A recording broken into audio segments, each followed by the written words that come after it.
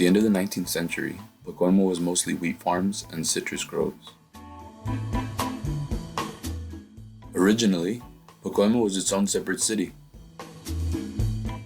However, in the early 20th century, it was annexed to Los Angeles for the water rights coming from the Owens Valley Aqueduct.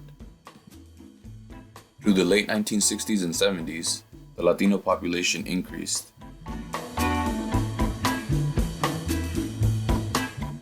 Economic restructuring caused many local factories to eventually close in the 1980s and 1990s.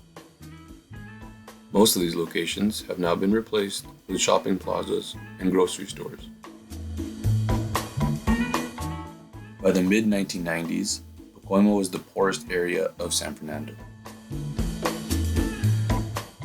Some of the familiar faces that either came from or have lived in Pacoima are Danny Trejo, Cheech Marin, and Richie Valens.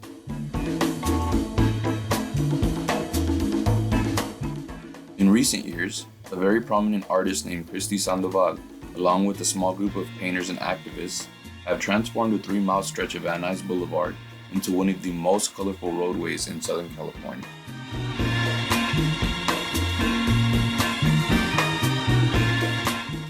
Sandoval and her colleagues have turned this section along Van Nuys Boulevard into a living gallery of over 24 murals featuring Aztec mandalas, eagles, indigenous grandmothers, and the California grizzly, among others.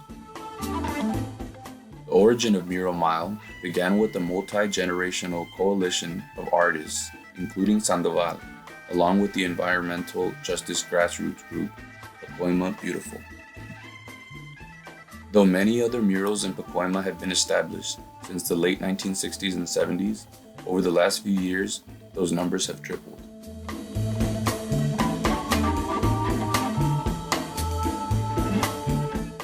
In an age of corporate culture and modernization, the story of the immaculate transformation of Van Nuys Boulevard along Pacoima's Mural Mile is one to witness for yourself.